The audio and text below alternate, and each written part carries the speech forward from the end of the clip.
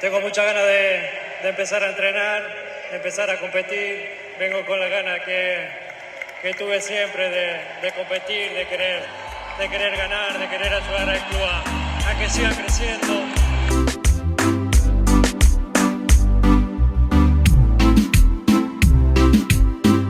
Lionel Messi is officially an Inter Miami player, and as a result, Messi Mania is in full effect. Hello and hola to everyone y todos. Welcome back to Miami Total Football Radio, a bilingual Inter Miami focused podcast that has been listened to in 50 countries and counting. It is here where the beautiful game collides with unmatched passion and professional coverage as we provide you with all the latest team news, analysis, opinions, inside information, general punditry, and much more via a team of seasoned South Florida-based reporters. My name is Franco Panizo. I am the host of this show. And joining me on this week's edition are all three of the other co-hosts. Yes, all four of us are in the house at once for the first time ever, which should make for a fun, interesting, possibly argumentative, but interesting dynamic. And that means that Jose Armando, Andrea Yanez, and Simon Evans, they're all in the house this week to discuss Messi Mania. We'll skip the pleasantries because we have a lot to talk about and we don't want to make the pod overly long, so we'll skip that for now.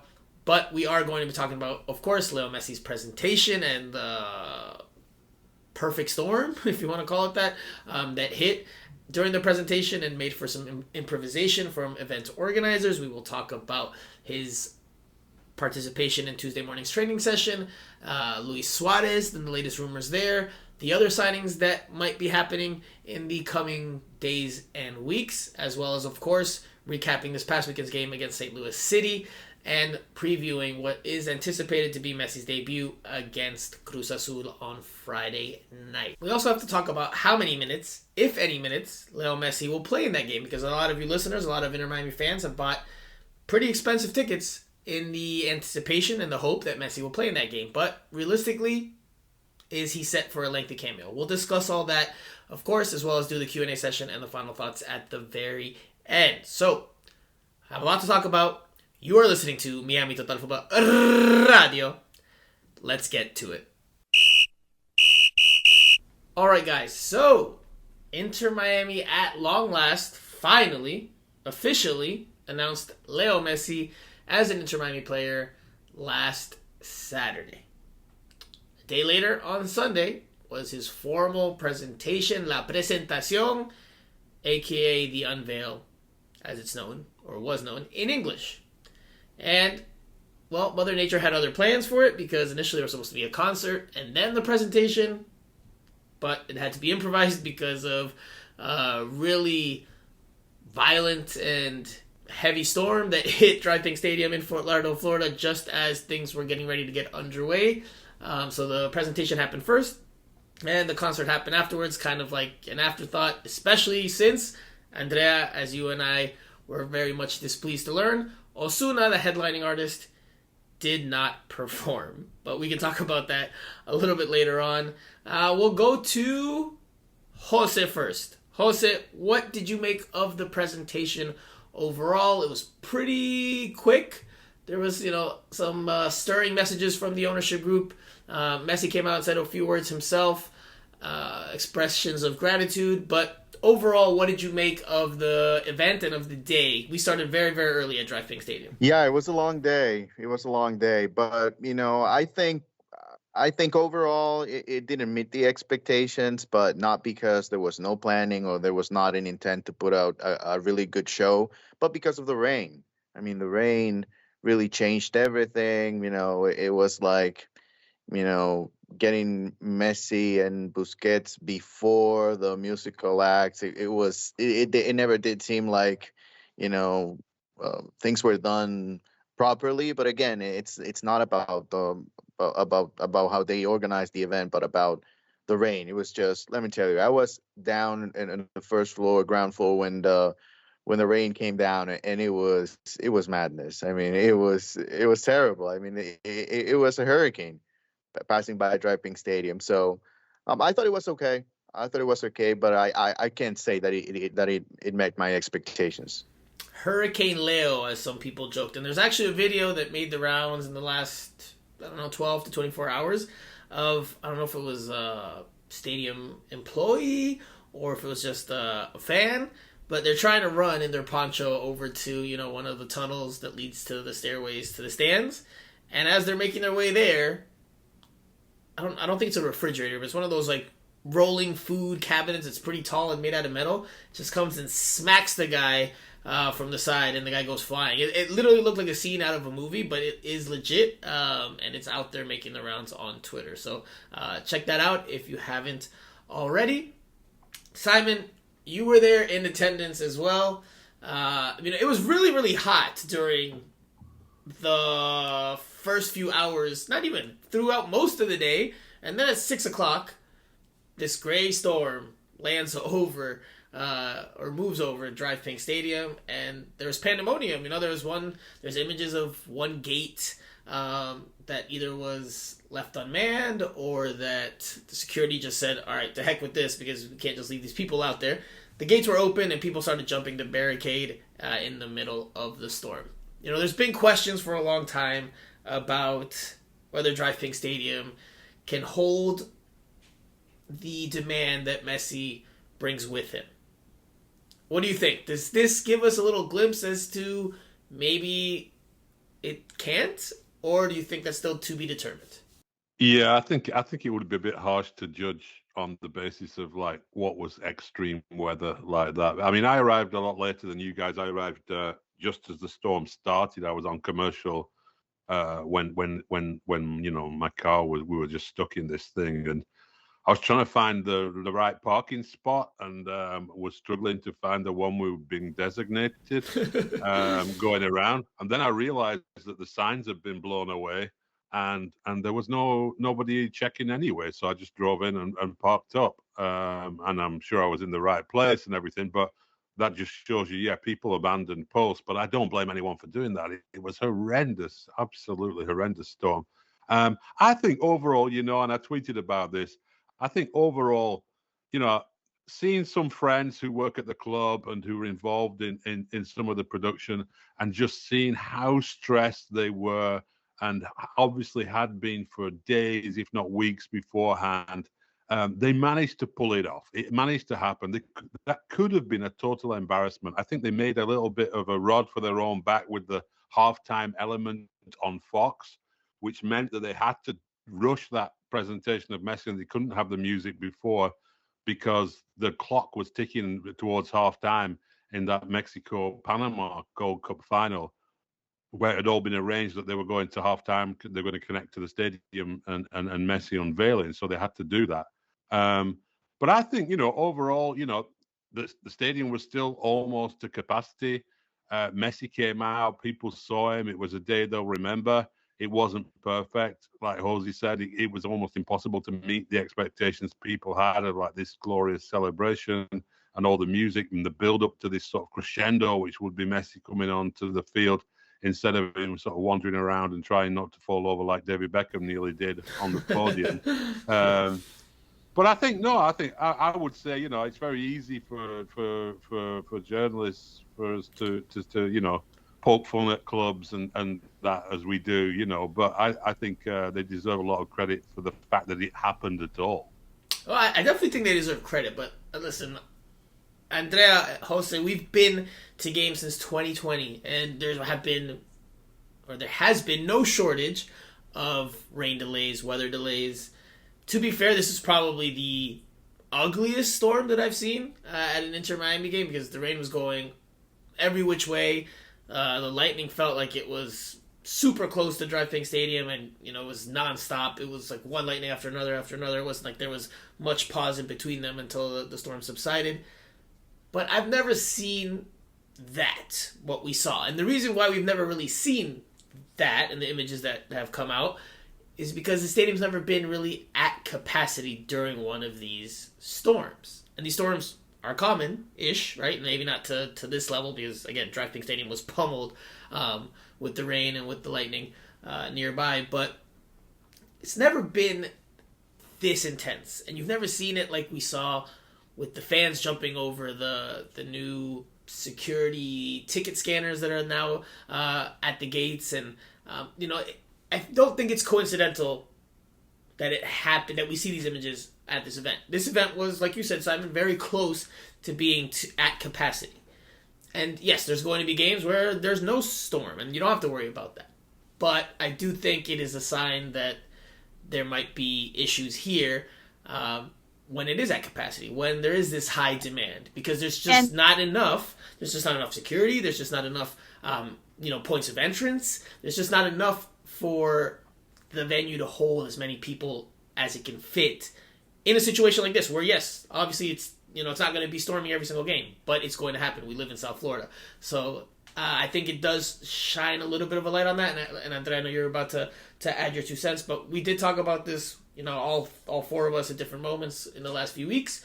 This Messi Mania, this Messi impact and effect, it's going to shine a light on everything, like not just the team and their strengths and their weaknesses, not just how reporters and media cover the team and our strengths and our weaknesses. It's also going to impact how the team is perceived from a stadium situation, from a marketing situation. I mean, jersey sales situation. Everything's going to be under the microscope here. I think this moment was a perfect storm, for lack of a better term, showing that DraftKings Stadium may not be able to be the ideal venue for this. Andrea. Well, to add what you guys said, I was downstairs in the photo workroom, and when the rain started, it was a mess. Well, you talked about that, and what media went through in this presentation was literally insane. But when the rain calmed down and Messi arrived, it was a pandemonium. I'm going to share something. I was downstairs when Messi arrived, and people stormed that area where the buses normally park for MLS games for the visiting team to get into the locker room. That was the entrance for Messi and every celebrity that was getting in there. But photographers were waiting for Messi and for every other celebrity that was coming. But people usually are just blocked by barricades there. But when people heard that Messi was coming, they stampede and got in through the barricades away, and got in and through every photographer, every person that was there doing their jobs, and security couldn't control them. I was aplastada. I don't know how to say that in English. Smashed. I don't know how to say that in English. Smushed with other like 5 or 6 photographers that were there. Other photographers that were on the other side got Messi getting in, but they were also getting smushed by fans. And then security tried to control the situation, but then photographers were pulled. People were trying to pull everything away from photographers. It was a whole mess. And I had never seen that happen. Of course, if people go expect there because they know buses parked there. People go and try to get there and wait for them. But people, when they saw Messi coming, people didn't care who was in front, what was in front, if they damaged your equipment, if they threw you to the ground. They didn't care. They stampede. I saw them stampede over 2 guards that were guarding at that door and through the barricades. Then after that happened and they got all the people out of there, they closed that door to impede people from coming in again. But that was really eye-opening for me, because in that stadium, those sort of stuff can happen in just a moment, because there is no way to control the flow of people because it's an open stadium. So it was really scary, to tell you the truth. I mean, if we take it away from that moment and we talk about, just the media entrance, right? There were 500 credentialed media members for this, approximately.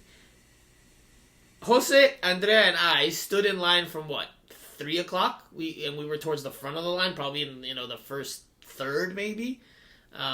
We were there early. The doors didn't open until 4 o'clock for media. And that line snaked around DraftKings Stadium, and that thing was long, and it was chaos just to even get into the venue, because it's just the entrance there on the southwest corner.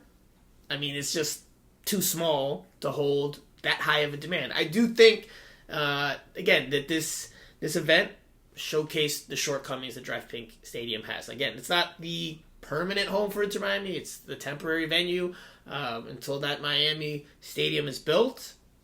But I think we're going to see issues along the way. And look, to be fair to Inter Miami, they will make corrections and adjustments based off of this event. This was the first day having to hold an event with Messi involved. As for the event, as for Messi, what was your favorite, or what were your favorite moments of the event? I'll share one. Lionel Messi getting megged by his son as he's walking around the field. If you haven't seen the image, look it up on Twitter. I think it was Thiago. Is it Thiago who the one son that megged him times the ball perfectly, and Messi, like, he's waving to the crowd, not even realizing that the ball's coming his way, and then when he feels it hit his leg and go through his legs, he kind of looks back at it and then looks at his son, and his son's all celebrating and happy as can be that he megged his father in front of thousands and thousands of people at his Inter Miami presentation. Jose, what was one of your favorite moment from this day? I think my favorite moment, was just before everything started. There were two sets in like on the field for obviously the Apple broadcast, the Spanish and English feed, and I was walking down, saying hi to some of the colleagues in the press tribune, and so I decided to go, right through the, one of the gates for the fans, just to get a sense of energy and stuff. You know how it is when you're there. You really need to walk around the field to really sense what the energy is. And so as I was going down, David Beckham and the Mas brothers were coming out, and so everybody started like just recognizing what they have done for the team. And I just happened to be at the right place, right time, and they started clapping, and they did acknowledge, the fact that they are making an effort here to bring the best player in the world. And I really enjoy the moment. I really enjoy the moment because I think it's always important to have a fan base that really appreciates what's going on. And I think that's the case, especially for, obviously, La Familia, Southern Legion, Vice City, and the Messias. Is that the new one? I don't know if they were there. I don't know where they were. But, the matter is that, I really enjoyed that moment. I really enjoyed that moment, that connection between, David, Jorge, Jose, and the crowd. That was awesome. Yeah, it's funny when, something we can't overlook or not mention is when Jorge Mas says, "This is holy water. Es agua bendita." That was hilarious when he was talking about the rain. Fans went wild for that. My brother commented to me after the fact. He said, what did he say? He said, "Oh, we were all baptized by Jorge Mas," which I thought was pretty funny. One of probably the best line of the night there from Jorge Mas. Andrea, any favorite moment for you? Well, for me, being out there, I just thought that I really liked that when the event all started and they began talking, the host began talking, and people were just like, "We want Messi. Messi, we want Messi." Messi, and they didn't, exactly. Messi. And they didn't stop. They didn't let them talk, and they were doing, I understand this is, we are in America, in the United States of America, and everything is sponsored, so they had to mention everyone. But I was like, this is what true passion really means, because people don't care that Royal Caribbean or that Apple or that Adidas are bringing Messi. Right. They really wanted to see Messi. So in that moment, I really felt the love that people that were in that stadium had for Messi. So it was really awesome to see. Yeah, we got there early. The three of us got there early. Simon got there a little bit later, but three of us spent some time in your car cooling off from the scorching sun, especially in the morning. And there were people pulling up to DraftKings Stadium that didn't even have tickets. They didn't even know how to get tickets. Jose and I, at least, to more than one person, told them, you can get them on StubHub, etc. So, there was a lot of people looking to catch a glimpse of arguably the greatest player of all time, and many of them did. Many of them may not have gotten jerseys, although some did. Some Lionel Messi jerseys were for sale at the venue, And the authentic version of La Noche, which is the black one with the pink touches, that one was going for $199.99. So it came out, I think, after taxes to $213 more or less. I got one for the visual podcast that we will be doing very, very soon. But is that a fair price? Really quickly. I know there are some people saying, what? That's ridiculous. That's absurd. But is that a fair price? Very quickly, we'll start with Simon. It's a crazy price, isn't it? But I mean, other clubs have got really high stuff as well. I know Manchester United's, it's not that much, but it raised some eyebrows in England. But I don't know. People are going to think twice about it at that price. By the way, can I just sneak in a little comment on the actual presentation itself? One thing, and I did like what Andrea was saying there about that. That was a crowd being a football crowd when they did that, and it reminded me a little bit of the Miami Heat crowd when Conor McGregor started promoting his product during the NBA Finals on court before he attacked the Heat mascot. Bernie, poor Bernie. But actually, what would have been reported from that story about Conor McGregor was that the crowd just started booing when he started promoting his product. They didn't want that there at all, and that was a sports crowd reacting, and it was the same with that Miami crowd. The thing I didn't like, and I really was puzzled by it, was the video messages coming in, which are all great, celebrities. Don't get me started on that, Simon. But seriously, we're in South Florida, and Tom Brady and Steph Curry, you choose to welcome Messi to South Florida. Where was Pitbull? Where was Rick Ross? Where was Jimmy Butler? Butler, yes. Where was Tua? Why are we having a New England Patriots quarterback who's destroyed the Miami Dolphins for over a decade be the guy who welcomes Messi to Miami? Or Greg Berhalter. Oh my goodness! Greg Berhalter welcomed Messi to Miami. Seriously, there was an audible reaction. So hard because 2 people got booed from that video. Everyone was like, "Oh yeah," Tom Brady got some boos. But then Greg Berhalter was booed, and then Francis Suarez, who is the mayor for the city of Miami, was the loudest boo I've ever heard in Drive Pick Stadium. No way! You got more boos than Gonzalo Higuain when he was in his heel stage. I can't imagine. No. They booed Francis Suarez very badly. But it made me laugh because I thought who really thought that Greg Berhalter had to say to Messi. Messi doesn't even know who Greg Berhalter is, I can assure you that. But, he's America's number 10 now. Jorge Mas called him America's number 10, so Berhalter better get to know this guy. Yeah, well, that's true. Imagine Greg Berhalter telling him, oh, you see now MLS is better. But it was, and the thing is that video was shared later on social media, but during the broadcast, people couldn't see what was happening. So that video was something I agree with Simon. It was something like, what? So we were all there, obviously, so we didn't see the broadcast, but that was a common complaint that popped up, and that people we spoke to had, was that the audio was terrible during this event. Now, again, there was a massive rainstorm before, which probably impacted things and didn't allow for clean production, or as clean production as they could have had. But obviously, again, something that Apple will have to take into account, and we'll have to work with Inter Miami to improve. I also heard that the subtitles, trying to translate Messi's message to the crowd, also kind of drowned out what he was saying in Spanish, and it just didn't flow. It didn't really click. So obviously, yes, an improvised event, but an exciting one nonetheless. That video, by the way, speaking about Greg Berhalter, how have more jokes not been made about the fact that he's standing in front of a store, and in the back of the store it says butcher shop? How have more jokes not been made about that? That is mind-boggling to me. It definitely felt a little out of place. I agree there could have been a little bit more Miami flavor in there, a little more Miami sazon, but this event definitely, leaned into the star-studdedness. Anuel was on hand, Osuna was around, even though we didn't see him perform. I know Andrea we were heartbroken about that since we're big Osuna fans. Yeah, man, I wanted to see Osuna. Kun Agüero was there. Mark Anthony was there.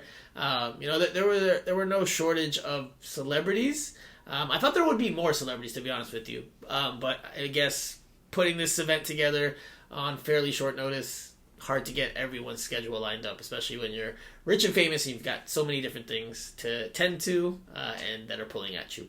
Switching gears to later on in the week, you got the formality out of the way, the presentation, the pep rally, as we called it last week. Monday's press conference, that was supposed to be a special press conference, was canceled. And it was canceled on Sunday, just before, an hour or so before media could enter the stadium for La Presentación, for the unveil. So there was no press conference. Today's Tuesday. Inter Miami plays on Friday. They do have a press conference scheduled for Thursday, which is the match day -1 press conference, like the game preview press conference, to put it in layman's terms. But it does not sound like we're going to get a Lionel Messi introductory press conference, which... I know there was, a whole bunch of initial thoughts about that. Is that a Messi call? Why was the press conference canceled? I don't think any of us, unless you guys have gathered more information since, but I don't think any of us have the concrete reason why it was canceled. Simon, did you hear anything new about that? Or are we just sticking with the idea that Messi just didn't want to do the press conference and he's calling the shots? Because that's been a common whisper, a common comment these last few days, that Messi's going to call the shots and do what he wants. Well, if you think about it, right, who would not want to have a press conference?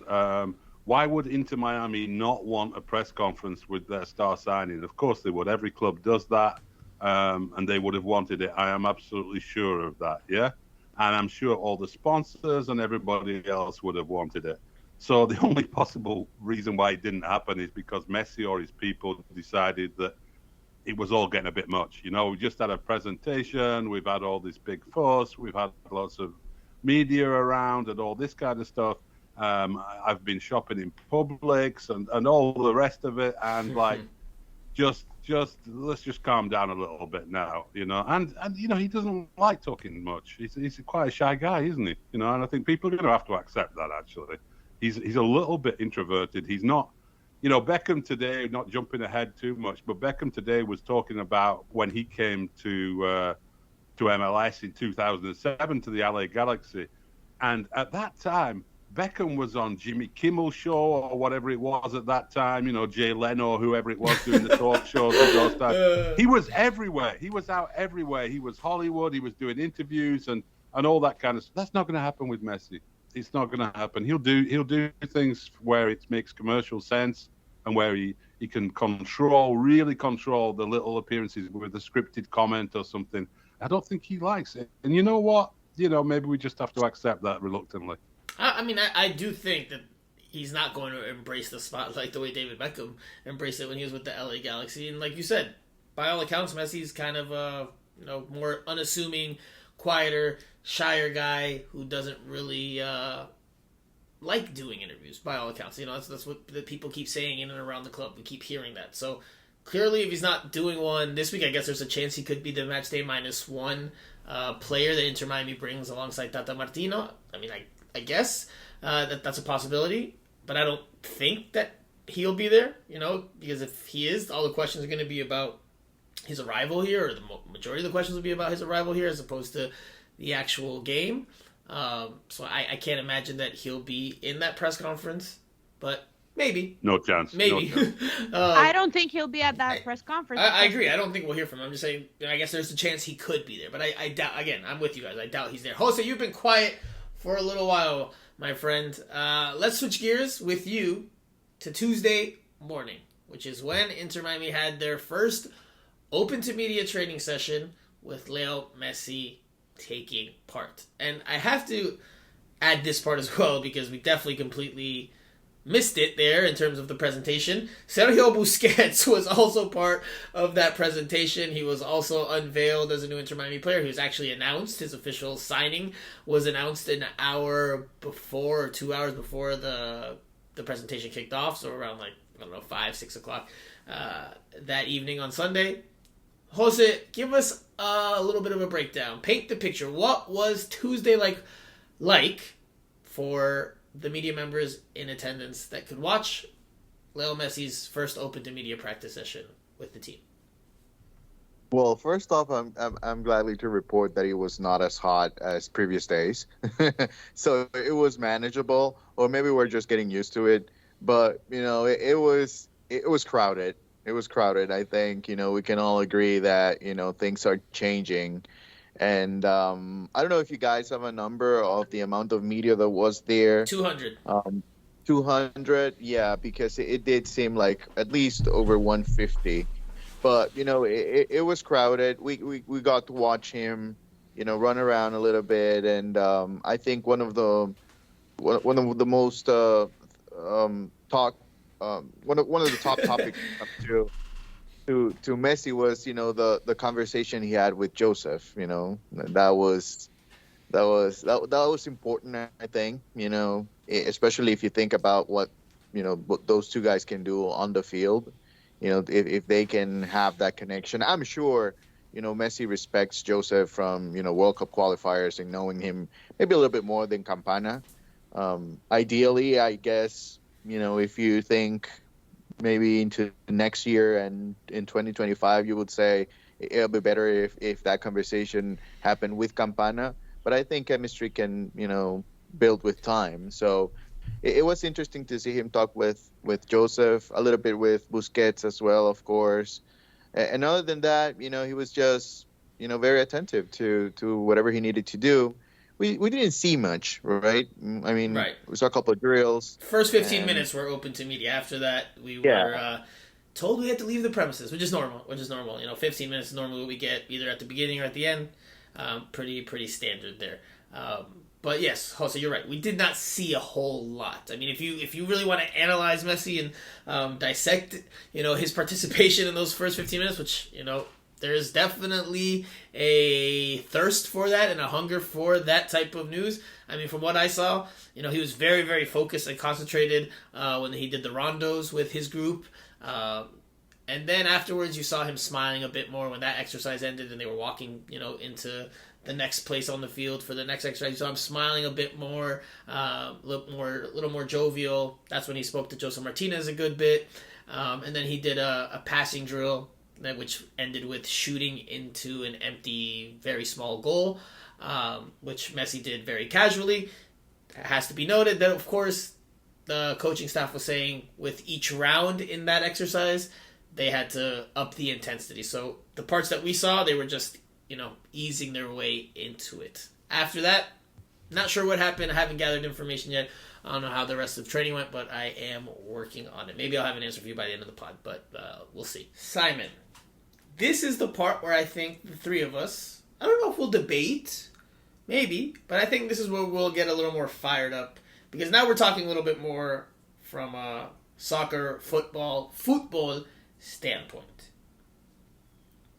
Messi's obviously gearing up for his anticipated debut on Friday versus Cruz Azul, which is a game that a lot of people are looking forward to. And a lot of people have bought tickets at, you could say, extravagant prices to see Messi play for the first time in an Inter Miami jersey.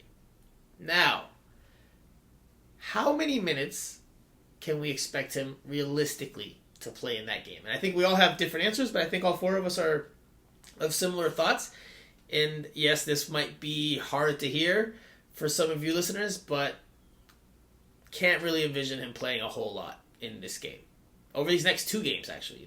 These League Cup games. I can't see it. Maybe I'm wrong. Maybe we're all wrong here, but I just can't see it. He just arrived last week from his vacation, his holiday, as they say in other parts of the world. He's taken part in a few training sessions, even though today was the first one we could see. I mean, he clearly isn't fully fit. And, Tata Martino alluded to having patience with him after the St. Louis City game from this past weekend. David Beckham and Jorge Mas also alluded to him playing some part, but not necessarily, I mean, I'm not going to put words in the mouth. David Beckham said he'll play some part, which sounds like it's not going to be a starting role. But anyway, Simon, your thoughts on Lionel Messi and his participation this coming Friday. Do we see a lengthy cameo, a small cameo? What type of role will he play, or will he not play at all? In your opinion, of course.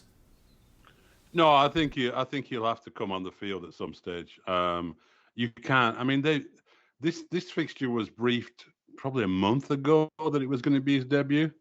It's been out there for so long that and he's expected to make his first appearance against Cruz Azul on July 21st. That's been in like almost every article anyone's ever written about Messi in the last month. So I think there's a degree of obligation for him to take the field. But if he's not ready, is he ready for a 15, 20-minute substitute appearance? I think so, But again, it depends how the game goes as well. So it's a tricky one. I think there'd be a lot of upset people if he didn't make any appearance at all. Some people will be upset if he just comes on as a sub. And you're going to have a situation where as the game goes on, you create that awkward dynamic in the crowd, don't you? Where, the Messi chants that we heard when he started talking about cruise lines and Pollo Tropical or whatever it was. We're gonna get that after 25 minutes if Miami are a goal down, So that's going to be a bit awkward. But I've been around these kind of press conferences and briefings and stuff long enough to know that when somebody says they will play some part, it means they're not starting. Right.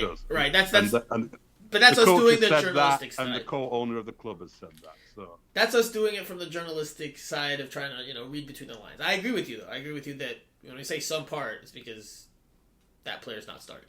Right? And it would make sense for him not to start given where he is.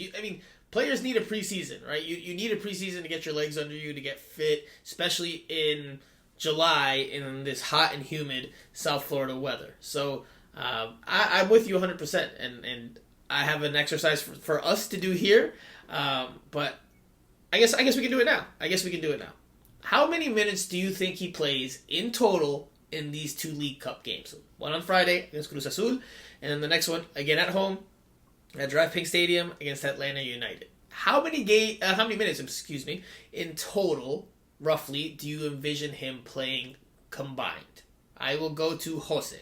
Okay, so I thought about this. We talked about it early in the morning, and I said 15 minutes each game. But after listening to, not I was about to say Tata, but no, after listening to Jorge and David, I think, he might go for 10 minutes against Cruz Azul if the game is not decided.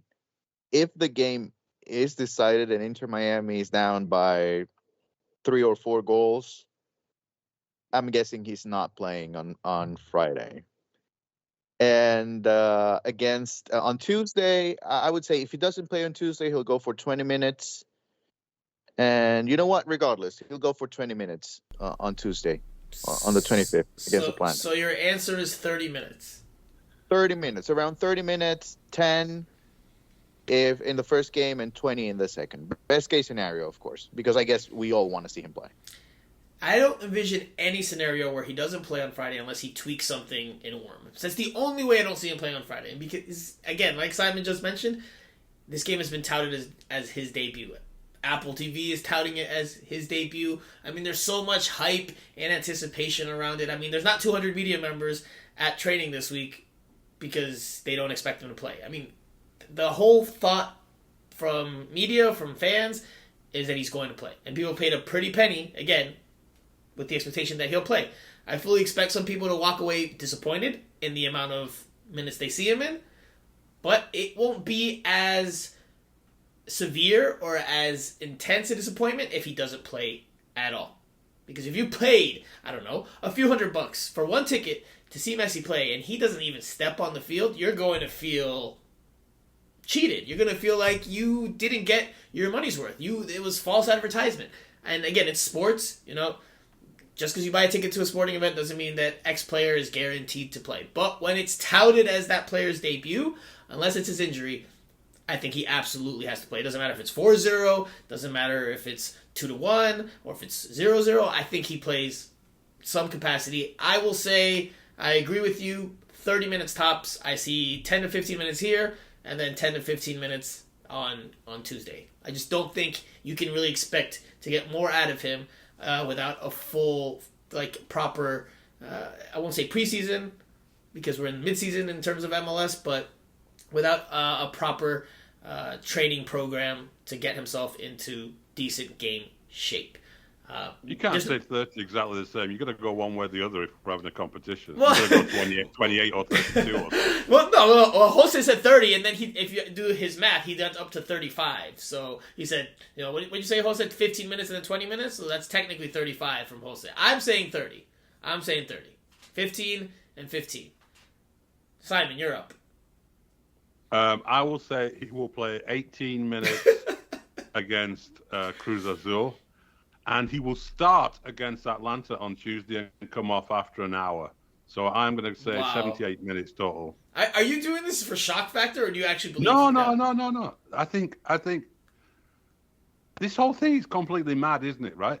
And everyone's talking about stability and patience and so on. Wait until after Friday and see how much people are interested in patience, right? He'll start on Tuesday, I reckon. No, I can't imagine that's the case, man. I can't imagine he goes from playing, what did you say, 15, 20 minutes to playing 60 minutes? 18 minutes he plays against Cruz Azul. No way, man. Mark my words. And then on Tuesday he starts, but he can't last 90. So he comes off after an hour, having scored twice. That's a massive leap. Simon, that's a massive leap, though, Simon. From 18 to an hour, I mean, players progressively, when you cover preseason, for example, this preseason, we talked to Phil Neville, who was then head coach of Inter Miami, about different players, and he'd be like, all right, this player's going to play 30 in this one, then in the next one, 45. They incrementally work their way up. I can't imagine he goes from 20 to 60. That would be really tough to envision. But if it proves to be the case, we'll give you your flowers on next week's pod.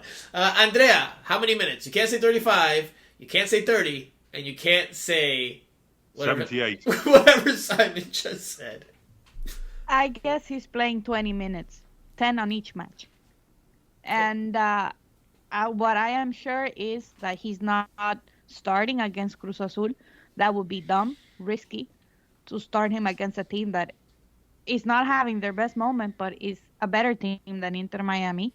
And him being not ready physically with this heat and all the factors, a new team, doesn't know his teammates, whatever, it's not intelligent. So I don't expect him to start. And I expect him to come for 10 minutes just to make people who paid all those crazy amounts of money get to see him within full Inter Miami uniform, because we haven't seen him like that. We haven't seen him. We saw him with that kid, the training kid today, but we haven't seen him with the full Inter Miami gear, kicking a ball. So I guess that is what we are going to get, 10 minutes of him. And I would put a doubt to those 10 minutes if they are already down to Cruz Azul. It's like, if you are down already by the 60th minute by 3-0, 4-0, let's say that they lost their last match by 3-0. Let's say they are down at the 70th minute by 3-0. Why would you bring Messi in? Why? Because you have to. Because the crowd is demanding. Listen, what Simon said earlier I think is spot on. I think if he doesn't start, which we're all expecting here, I think as the game goes on, regardless of the score, you're going to hear Messi. I think you're going to hear that chant from the people. Yeah, but you heard, here, even in South Florida, the Miami Heat during the finals, they were winning and everyone was yelling, Udonis, Haslem. That's not the same comparison. That's not the same comparison at all. Yeah, but what I'm telling you is that fans don't factor in the coach's decision, because what if Messi comes in and gets injured? I mean, that's of course part of the equation that they have to take into consideration. Exactly. Absolutely.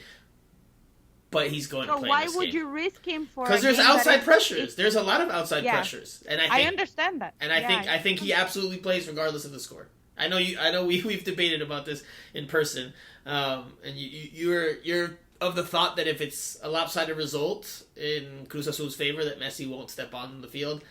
Even that, I still see him playing. even that, I still think he plays. Can I add one thing? You know, I think I think it's emotional, the fact that, you know, fans really want to watch him play for Inter Miami.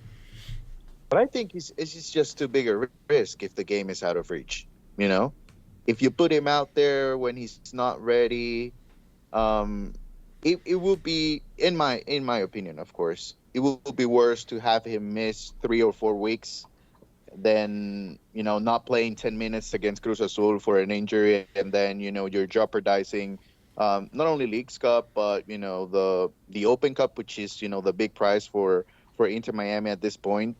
So I get it that it's emotional. Everybody wants to see him play. I want to see him play. You know, I mean, it's good for us in the business to have him on the field and not off the field.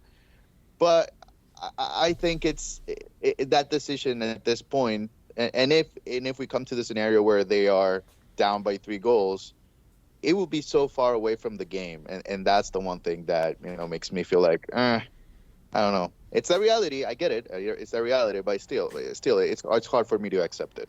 I think he's playing, man. He's playing. And listen, Simon, before you add something there. Listen, I agree. Look, if he had a heavy, you know, workload, you know, a heavy cameo, then yeah, of course, then you're really risking it, right? Because he could pull a hamstring. You know, muscle injuries can happen if you're not, you know, fully fit.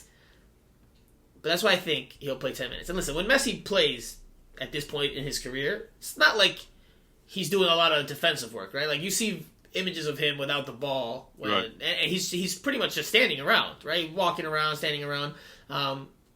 So I think 10 minutes, you can get away with 10 minutes. I think you can get away with this brief cameo off the bench, where he'll get a couple touches here and there. And that's the most you can get out of him there. Maybe he'll have a couple sprints forward, but that's about it. That's why I don't think he plays 60 minutes on Tuesday at all, Simon. But I do think, given what Inter Miami has put all into it, and listen, if it was any other player, they probably don't play.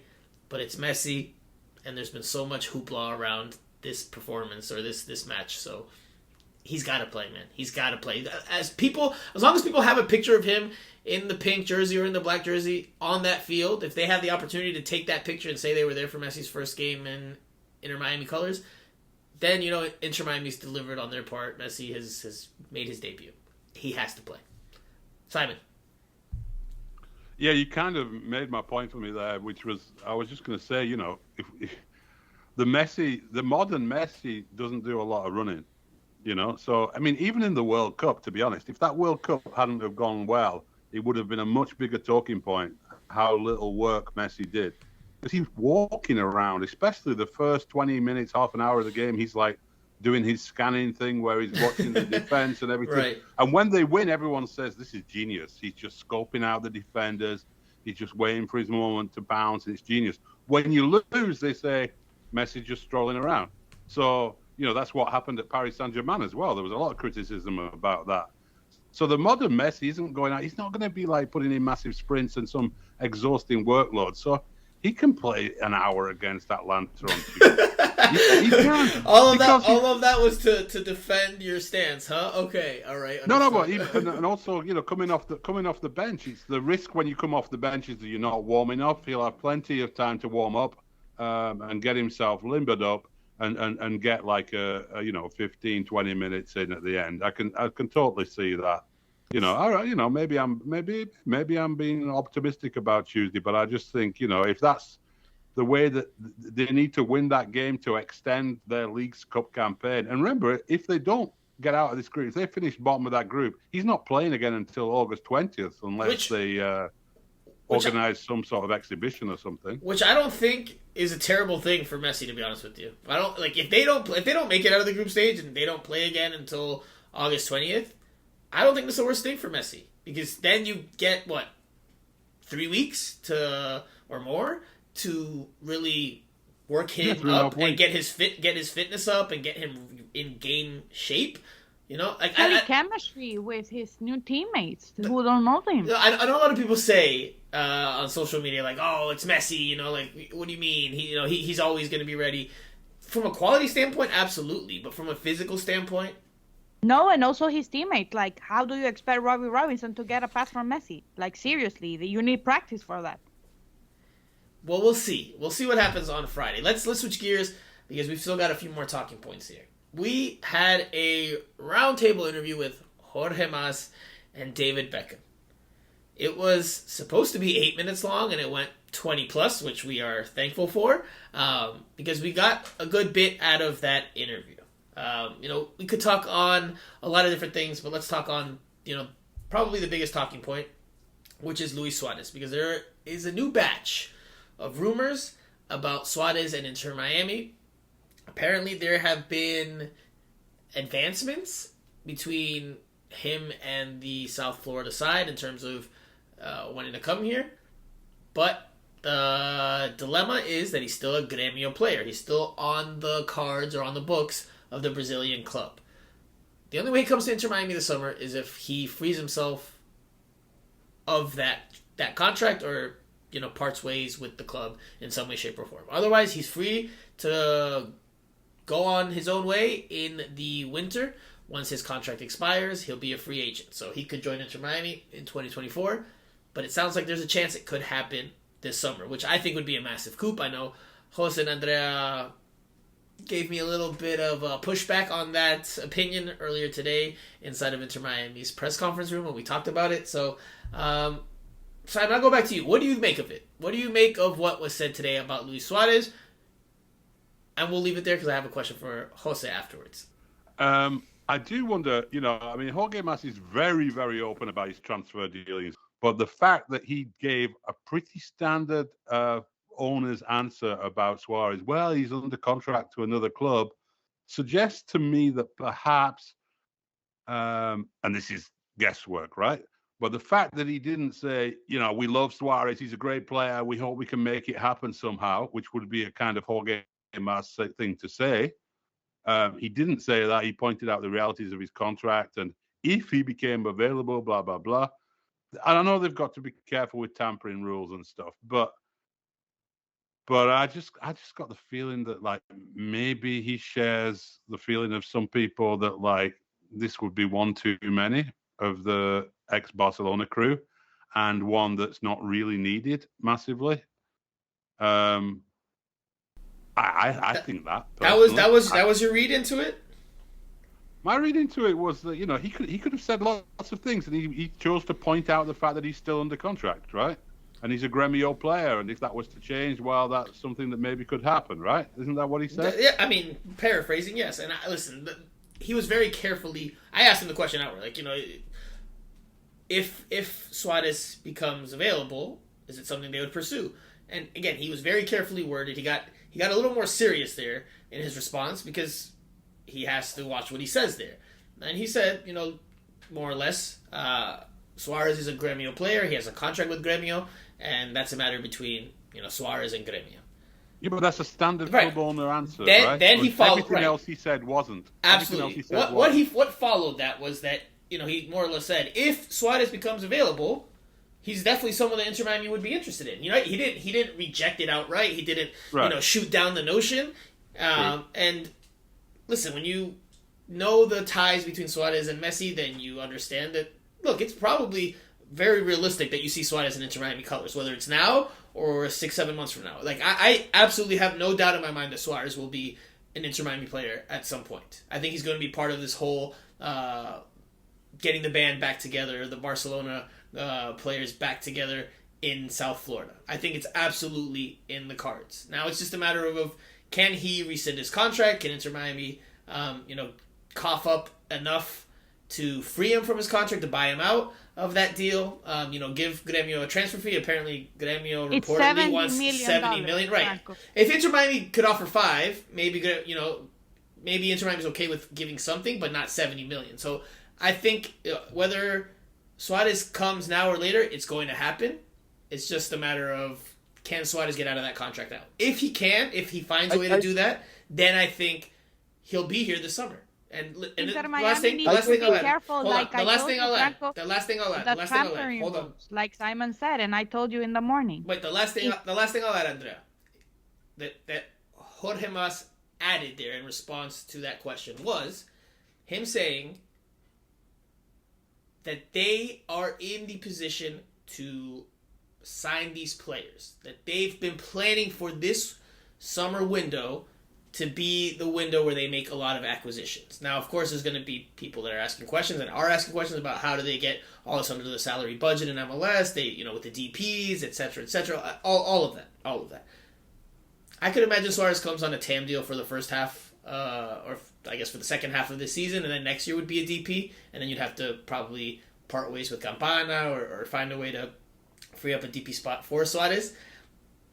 But Jorge Mas was making the point that they were very inactive during the winter transfer window because they were betting on this summer transfer window being very, very busy, which with Messi's arrival, it has been.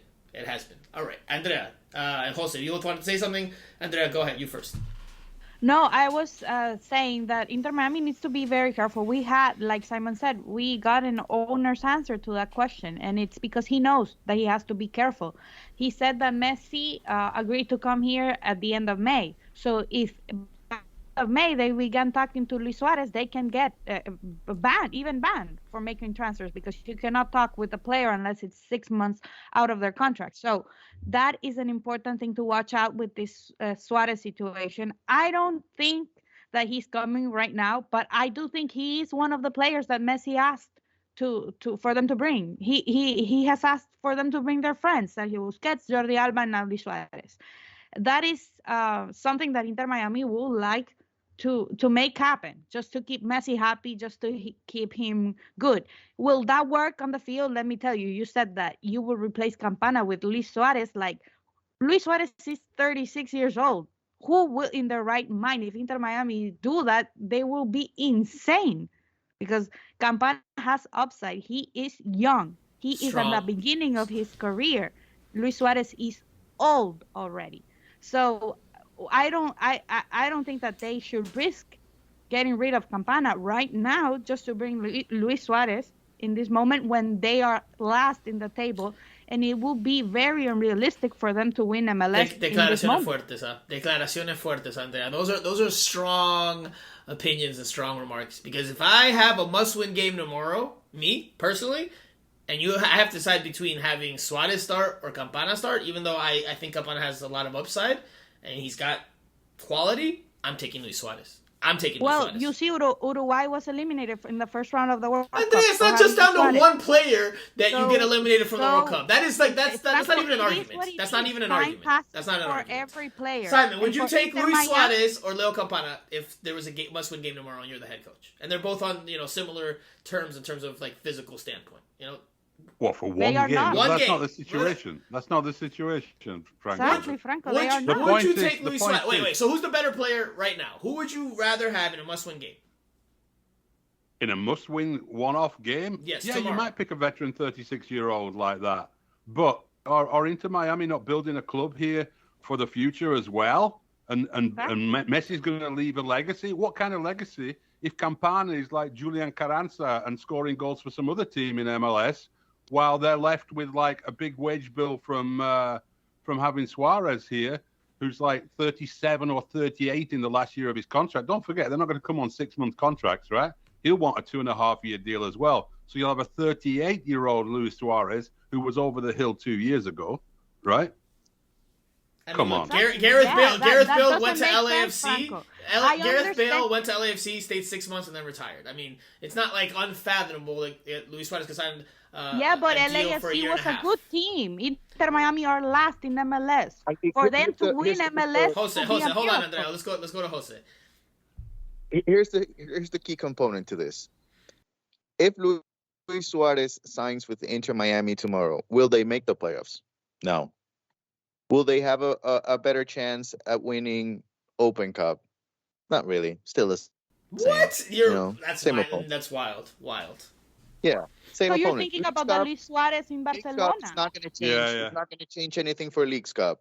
Now, if you're making the extra effort to bring him right now, then you better make sure you're going to get something out of it. Because obviously it's a much different situation at the end of the year. So why not wait 6 months, have Messi wait for a little while to bring his friend over, and get a fresh start in 2024. Okay. Better setup for him. Gets to do preseason. Gets a little extra rest. Financially, the team is in a better position. There are so many things that will be better on and off the field if Suarez waits a little bit than if we just want to do everything in 1 week, everything in one window. When Exactly. the team has been waiting for this to happen for so long. So why do you have to rush now when you have what you wanted? Messi is all you need. And the perfect example, it's this morning. Sergio Busquets and on Sunday during the presentation, Sergio Busquets, if Messi was not here, Sergio Busquets would be a big signing for Inter Miami. We'll be talking right now about Sergio Busquets in this pod. And Yeah. we're not. And we're not. So you have Messi already. Anything that comes after him, it's just an extra. It's just a compliment. All right. Here are Luis Suarez's stats for this season with Gremio. He's played in 24 games across different competitions. He has 11 goals in 24 games. All starts. For me, I don't know about you, but for me, the Brazilian league is at a higher level than MLS. If he can do that, if he can give you ese tipo de promedio, that type of goals per game average in a higher, more competitive league, I absolutely would take him right now if he was on a free. And you could bring him over Campana. Over Campana? Absolutely. No, crazy. Absolutely. Inter Miami is not going to win MLS this year. It's nearly impossible. And you're going to lose one of your only young assets. And let's talk about also a fact that we haven't discussed here. The locker room. You already got rid of Pizarro, who was very loved in the locker room, and now you're gonna get rid of Campana Was he? in the locker room. I don't know if you can say he was very loved. Like I don't know how you can say And then that. look at his comments. Look at the players commenting on his post. Look at all of them. You can you can go and check his Instagram. And then you have Campana, who is also very loved, and that they do the same thing that they did to Rodolfo, to Campana. When we know that Campana wants to stay here, he left Europe to come and play here in Miami. If they do that to him, it will be dumb footballistically, but it will be dumb also for the locker room, because then it will be a division between Messi's fans and the rest of the players. I mean, do we have any doubt? Expendable. Do we have any doubt that this is Messi's team from this point forward? Is there any doubt about that? Like, there's no doubt about that. And listen, Campana right now, like, I think he's a better player than Joseph Martinez today. I think he should be starting for Inter Miami, but he's not. He's like, right now, he's surplus to requirements right now, because he's not even starting games consistently. He's behind Joseph Martinez in the pecking order. That was the case with Javi Morales, and that and bring Luis Suarez. They're trying to sell who? Campana. So, I mean, I don't know if they're trying to sell Campana or not, but clearly he's not the preferred option right now. If it was me, I'm taking Luis Suarez today. If it were me. Let's move on, because we've still got a few more talking points here. There are other players that we'll briefly mention that Jorge Mas touched on today. He said that Jordi Alba would sign his contract on Tuesday, which is when we're recording. There was no formal announcement or official announcement, but that's what Jorge Mas said, that Jordi Alba would sign his contract on Tuesday. Diego Gomez, Jorge Mas said, would arrive also on Tuesday to South Florida. Well, not also, because Jordi Alba's not in town yet. But he said Diego Gomez would arrive in South Florida and also sign his deal. He is a Paraguayan midfielder who plays for Libertad. So his signing is just a formality at this point. Facundo Farias, he has a verbal agreement with Inter Miami. So that's another player that it sounds like it's going to happen. A 20-year-old Argentine midfielder from Colón. Then there's two more players that Jorge Mas said Inter Miami is talking with, and that is Brian Aguirre and Thomas Aviles. So this roster is going to change. This team is going to change. It's not going to look the same 6 months than it does now. It's going to look significantly different. It's going to be a team that's going to be built much more around Messi. That doesn't mean he just gets his friends here, but it's going to be a team, like Simon mentioned earlier, with Argentina's national team. Messi juega parado. Messi plays for large parts of the game, just standing there, standing around, walking around. You need dogs, you need runners around him. You're going to bring in some of these younger players from South America who can do the running, do the dirty work, but also bring in some quality. That's I imagine what the vision is here for Inter Miami. And like we talked about earlier today, the three of us or the four of us, if these players are coming in from South America, I think Jose made the point, if these players are coming over from South America, they're not coming over here to be bench players. They're coming over here to compete for starting roles. And if they're competing for starting roles, that means other players that are in the team now are falling to the bench or becoming substitute options. So this team's going to change. The players that are in starting roles now, their days could be numbered with regards to that. But anyway, moving on. Let's quickly recap this weekend's game and we'll wrap up this first segment. Inter Miami played St. Louis City SC, which is like an afterthought. It was even an afterthought on Saturday that Inter Miami had a game because that was the day that Lionel Messi was officially announced as an Inter Miami player. But it was Tata Martino's first game in charge of the Herons, or La Rosa Negra. And, well, Inter Miami suffered a 3-0 loss to extend its winless run to 11 games. They lost 3-0 thanks to 3 set-piece goals. Samuel Edenaren in the 28th minute, Tim Parker in the 40th, and Edward Lowen in the 80th. Very quickly, we don't have to dive too much into this game, but Jose, just your overall thoughts on Inter Miami failing to win yet again, and doing so in a match in which it gave up 3 set-piece goals. 2 off a corner kick, and the third one off of a free kick. Well, that was a game almost impossible to win. I mean, they didn't have a good enough team on the field to compete. And then, as a player, as much as you want to stay away from, all the Messi talk, last weekend it was barely impossible. I mean, it was just impossible.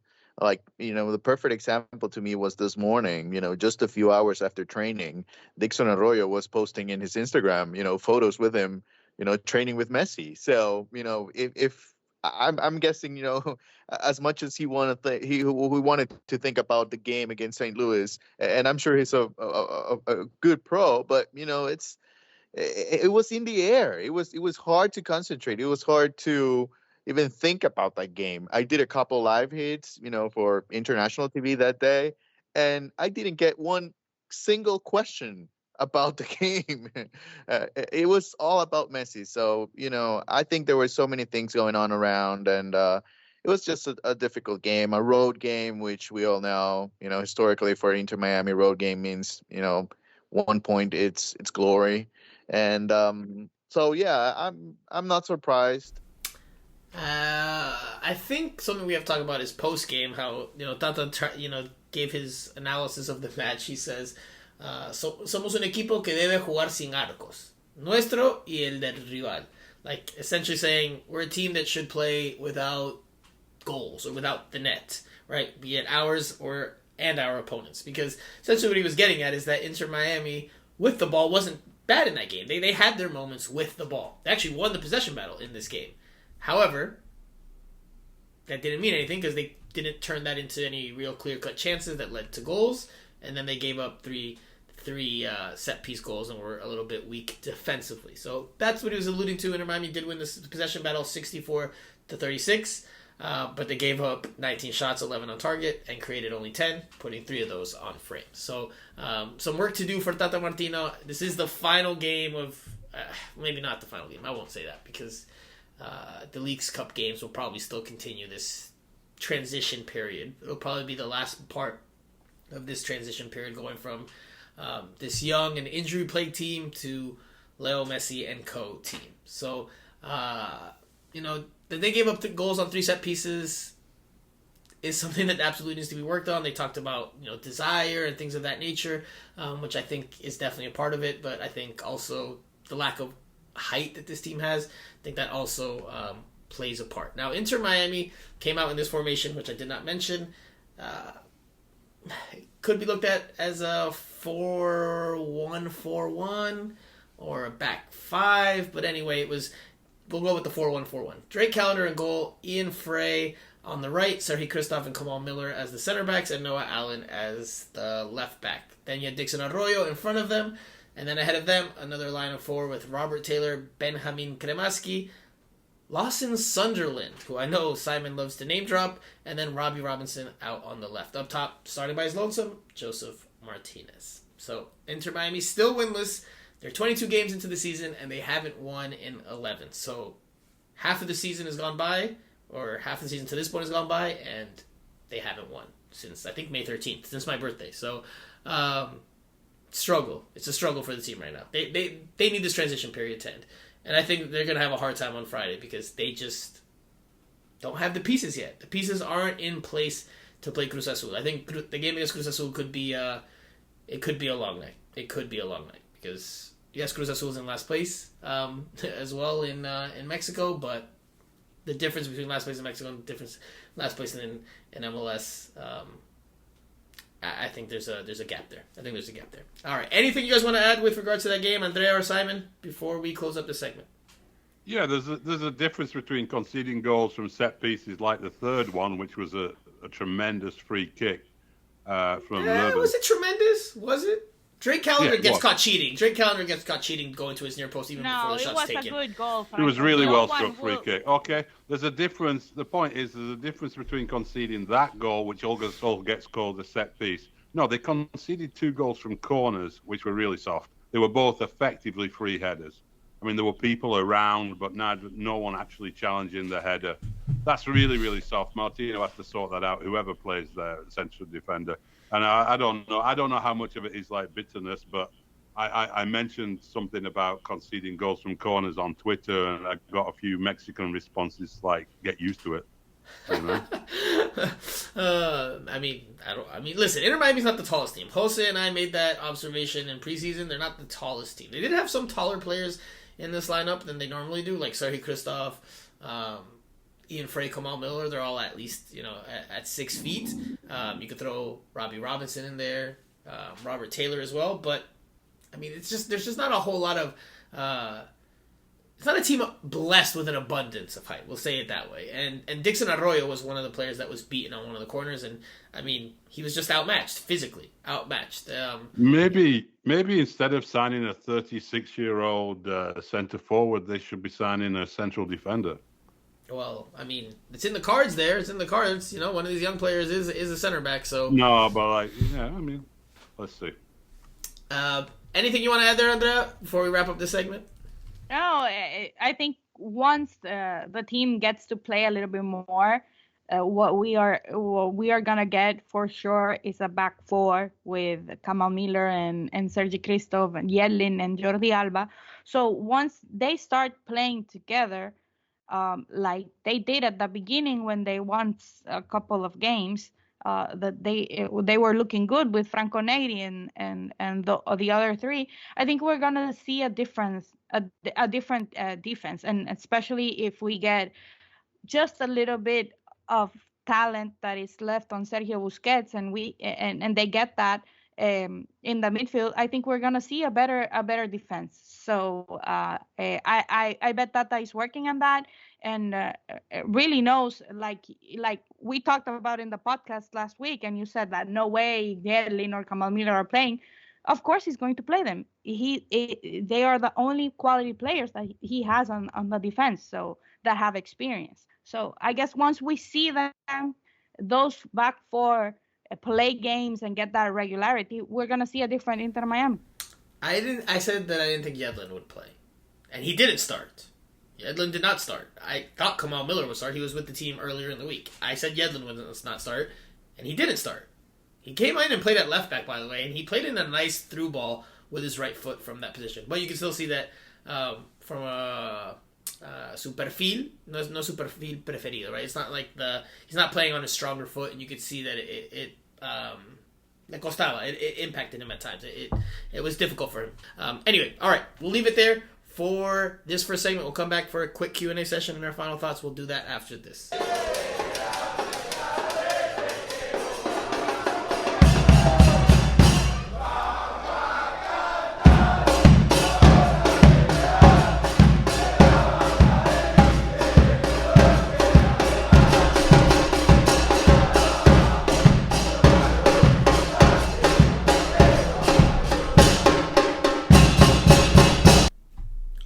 Q&A time. One question for you each. We can't get to them all, of course, because we've got a good few questions. Don't be discouraged if we don't get to yours, but we try to rotate as much as we can. So, all right, first one goes for. Should I let you guys divvy it up amongst yourselves, or do you want me to just hand them out to you? What do you think? Just hand them out. All right, so we're handing them out then. All right. Ooh, let's see. All right, then Jose, since you spoke, you're up first. Comes from Tank721. What do you all predict the starting 11 will be this Friday, and in what formation? There you go, Simon. There you go, Jose. You've got quite the homework or the exercise there. Okay, well, I think not a lot can change from previous games. I don't think that to be fair, I don't think he has had enough time to make plenty of changes. So I would say, obviously Drake starts, Yedlin on the right, Sergei Kripsov, then Kamal Miller, and I think Noah Allen will get the start as a left back. Then, I think he'll probably go back to Arroyo and David Ruiz in the middle. Mm-hmm. Through the wings, I would say. Sorry, David Ruiz was suspended for the last game, so why he didn't play. He was suspended due to yellow card accumulation. But go ahead. Yeah. There was plenty of concern in Honduras, by the way, about that. They didn't know. I would say Robert Taylor gets the start. Cremachi gets the start. And I think we might see Joseph and Campana at the top. So that would be 4-4-2. 4-4-2. Yeah, solid 4-4-2. Old-fashioned 4-4-2. I could see the 4-2-3-1. I definitely see Yedlin starting. I don't know about Allen, man. The fact that he pulled him at halftime, to me, says that maybe he was really unhappy with the performance. So maybe we see somebody else at left back. Although, there are not a whole lot of options. Not a whole lot of options right now. But we'll see. I would say 4-2-3-1. I think you probably got most of it right, but I think there's a tweak or two to be made there. All right, Andrea, this is a good one for you. Comes from Ale Goncalve, who is a first-time asker, and he says, this is in español, Suarez ahora o en diciembre? So the question to translate is, Suarez now or in December? Andrea, I'm looking forward to your response. Well, in my opinion, they should wait until December. But if there exists a possibility of Luis Suarez getting out of his contract, I guess, and they get him on a free transfer, he could come right now. But in my opinion, they should wait until December and start anew with Messi's friends next year. But there is a possibility that he can come right now if he gets free of his contract. And also, just wanted to add and reiterate again what we have all been talking about here, that even though if he comes, Inter Miami is going to be under more of a spotlight, because this could be a problem for them legally if they started negotiating with a player that had a contract before the time was before in the time frame that it is permitted. So it's something to watch. So if you ask me, for my opinion, I think they will wait until December to bring him in January, so that all can be calm and they can start next year with all the money that they will have available and build the team that they want. All right. If I had to put odds on it, I would say 30% chance he comes now. I think just the Gremio contract's the only thing that's in the way. And him getting out of that seems like it'll be a tough challenge, but I don't think it's impossible. I think there's a slight chance that we could see Suarez join Inter Miami this summer. But I think it's going to happen at some point. No ifs, ands, or buts. All right, last one comes from Phil. And this one's for you, Simon. Something I think you mentioned earlier, so looking forward to hearing dive into it a little bit more. Phil asks, how do you think the young signings will fit in with the academy prospects that have broken into the first team like Kremaski and Frey? Yeah, this is the best news of the day for me, actually. Going through and doing a little bit of research on these new signings. The young players all seem to be 20 years of age. Look, they're all playing with top teams in national leagues, in good leagues, and they're 20 years old. So I'm not going to pretend I've seen these guys and scouted them or anything, but you presume that people have and that there's talent there. I really like this because they could have gone out and signed, some MLS veteran type players to come in and sort of help things get over the line sort of thing this season. Instead, they're building something for the future. For me, the most exciting thing, actually, beyond the immediate impact of Messi, is if this club can when Messi goes in 2.5 years, that something's left behind with players who've had that experience of playing with, in some ways, maybe I would suspect even more so Busquets with his experience and knowledge of the game and everything, that these players pick up and learn a lot from that experience, and that you then have a core of academy players and the players brought in from South America who are all in that age, that nice age of around 23 by then, 24, who are really starting to come into their prime, having grown up around these Barcelona players. That could be the core of an Inter Miami team for many years to come. So I think that's the best news of these last few days, is hearing Jorge Mas talk about those deals being on the cards with those young players. So I think it's great for the academy kids because they're getting some support, some other buddies in the locker room, and also some players who've had experience of a different kind of football. Because let's be honest, it's not the roughest and toughest world in MLS academies. But these guys, if you're playing in the Paraguayan league in the first division at 20 years old, you've got to be able to handle yourself. So, I think it's tremendous. I think that's the best, most positive things that's come out of today for sure. So I want to quickly touch on that last part of what you just said. Because earlier you were saying, like, when we're talking about Suarez or Campana, you were saying, like, this team's just going to be a bunch of veterans, and then what happens to the younger players? You're just going to leave, like, no one in the pipeline? I think what's going to happen with this team, and we're talking longer term here, is that these young guys that are being brought in from South America, if they pan out, if they play well, they can be seen as a crucial part of the midterm project of Inter Miami. Players that'll be here maybe after Leo Messi and co leave, right? Right. But what does that mean for the local homegrown products? I think, like you just mentioned, they're going to have a lot more competition for minutes. And only the cream of the crop out of the bunch that's playing now will make it, right? Like the ones that are playing at the best that will, take on the competition and improve and make the best of it, that they'll be around for the longer term. And the ones that just don't make the cut, then they won't have necessarily a long term with Inter Miami.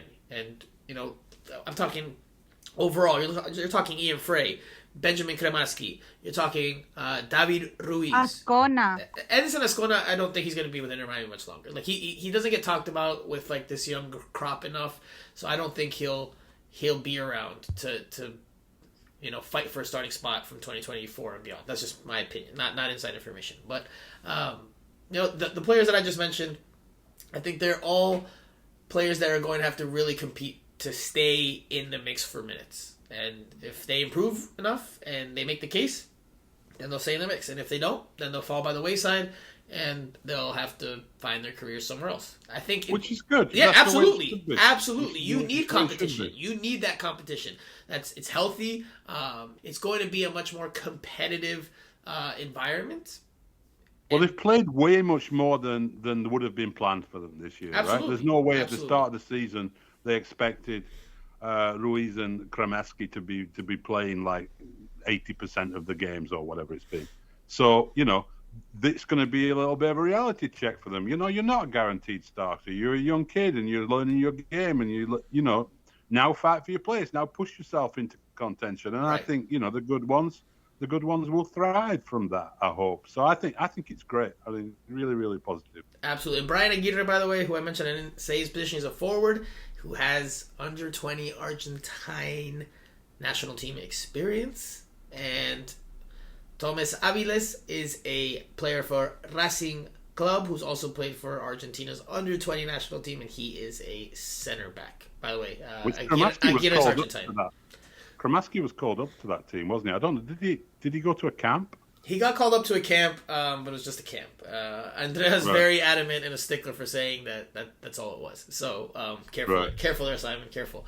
All right, all right. Well, we'll leave it there for the Q&A session. Anyone have any final thoughts that they want to share? You don't have to share if you don't have anything to say. Andrea, I imagine you might say something about the fact that Pizarro has officially parted ways. Yes. He was not bought out. You know it. I cannot end this podcast without talking about Pizarro. Well, he was. So let's just be clear. He was not bought out. So Inter Miami didn't use that option to free him of his contract. They mutually agreed to part ways. That announcement was made.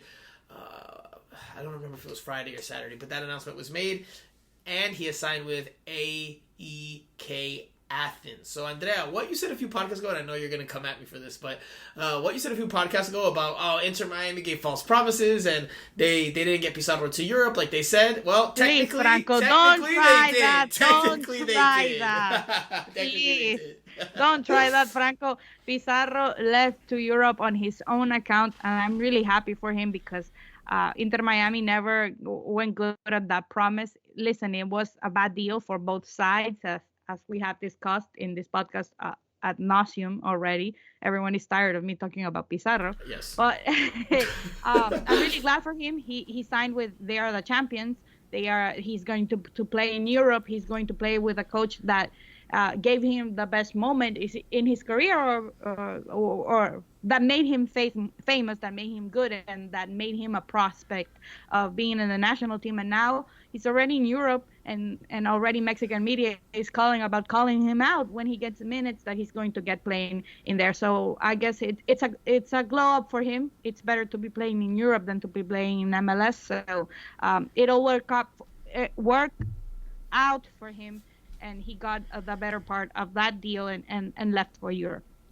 All right. Anybody else? Simon, anything else you want to add about Messi? Just the mic is yours. You don't even have to talk about Messi. You can talk about anything you want. No, there was just one point about the presentation that I just found it amusing that, like, the club has obviously, you know, with all its communications and everything else, I mean, like the social media and everything, has moved, hasn't it, towards Spanish language first, right? Mm-hmm. Which I think makes complete sense. And I always thought, right from the days when I was reporting on what kind of franchise it would be, even before there was a name, I always thought that should be the approach in Miami, right? So I'm not being like a offended gringo about this or anything.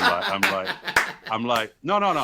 It totally makes sense, and it's in Miami that makes complete sense for a football club to be that way. But I get the right, but you get the other side of it, right? You know, you just made a joke about the gringo thing, but like, I mean, I understand people that don't understand the language having, you know, a tough time with that. I get that, but I mean, it's the reality of the city and the market. Spanish. Right. I've got to get on with my Spanish lessons. Like, it's no problem. Like it's. No, I have no problem with that. But even so, I still did find it quite funny that they do all that. The presentation started off in Spanish language. Everything around it was in Spanish language. Here we go. I know what you're saying. And then a guy who's played his entire career in Spain comes on the field and makes a speech in English. Like, I just thought that was really funny. So you went with Sergio Busquets' comments. Okay. Yeah. Oh, I thought you were going to go. Like, he didn't get the memo, did he? I thought that was funny. I was like, man, no one understands you here talking Spanish. I thought you were going to go with Messi coming out to, I think it was a song from DaBaby, which I was like, interesting song choice for him to walk out on. I thought, you know, he would have had a completely different song or a different artist there. But yeah, I thought that's where you were going with that. By the way, and this Jose, I'm going to make this your final thought if you don't have one. So we've talked a lot about Messi on Friday. What about Busquets? Any chance he plays on Friday? Jose? No chance he plays. Let me get my final thought. Okay. I want I want to commend the team for the upgrades at the press box. I think that was awesome. We struggled with so much stuff, before the Messi arrival. So, the press box is looking completely different. We have power outlets, we have Ethernet cables or ports at least. So that was awesome. That really helped me out. I couldn't imagine working from the stadium on Sunday with, the troubles that we went through before. And one more thing, we saw El Primo. El Primo was back. El Primo, yeah. Yeah, so that was good. So we saw Brenner, and I think we saw a lot of familiar faces. And I don't know if they'll be back, after Friday or Tuesday next week. But regardless, I think there were some positive things over there on Sunday. So my final thought will be on the jersey. Well, actually, I'll have two final thoughts. Really quickly on the jersey, because they've hit the World Wide Web. They're on sale online, but Inter Miami said, or at least Fanatics and the website that distributes the jerseys, they said that they will be delivered no later than November of 2023, which is mind-boggling, but that's just, there's a shortage and obviously a very high demand. So you might see a whole lot of bootleg Messi jerseys out there. Or you might see getting the Latin experience. That is part of the Latin absolutely, experience. Absolutely. I mean, in Peru dicen Bamba, camiseta Bamba. I don't know what they say in Honduras. I don't know what they say in England, but in Peru it's camiseta Bamba, which means bootleg. What do they say in Honduras? Oh, I cannot say that word. Is it a bad word? It's a bad word? No, let's go with imitación. La churra. It's called la churra. Why can't you say that? What's wrong with that? La churra. Simon, what do they call it in England? Just bootleg? Rip-off? Rip-off? Okay. Yeah. That makes sense. But yeah, so might expect to see a few more bootleg jerseys, and you might see them, on top of those white vans, those mysterious white vans with the two doors in the back. You might see them, posted up against those things. Because, yeah, I mean, $200 for the jersey, plus the fact that you don't get it until the fall, potentially. I mean, that's time for the playoffs. Just in time for the playoffs. If they make it, they might not even be in season. Positive, Simon. Well, we ended on the positive note, though. I've seen kids in my neighborhood here in Hallandale. I've seen like 3 or 4 kids in pink Messi shirts already.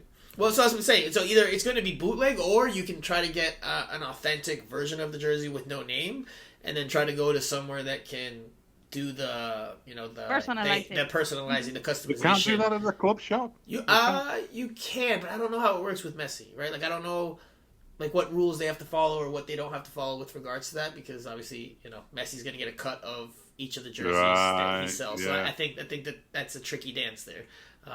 So we'll see. My other final thought, something we didn't talk about, is the stands. The new stands that have been erected there on the northeast and southeast corners. They were there, present and filled at the presentation, or la presentación, the unveil. I actually walked up the stairs and to each one of them and putting on YouTube videos of what the view from there looks like. It's not that bad. I was surprised by how it looks. It looks good. So I don't know if you guys have any thoughts on that, but I just wanted to share that those stands are now up and fans are able to sit on them. They will be able to sit on them again on Friday against Cruz Azul in what is expected to be Lionel Messi's debut. So unless you guys have anything to add to that or those stands or what you saw, I mean, maybe they need some paint because the gray seats, I don't know, it just doesn't do it for me. They need to add some pink in there, or they got to get the color scheme from the rest of the seats going, but maybe in due time. But if you guys have nothing to add there, then that does it for this week's show. We will be back again next week, hopefully in video version, or at least with a video element incorporated. But we'll see how that goes. I'm going to be working on that this weekend. So, for Jose Armando, for Andrea Yanez, and for Simon Evans, I'm Franco Panizo. You have been listening to Miami Total Football Radio. And we'll talk to you guys again soon.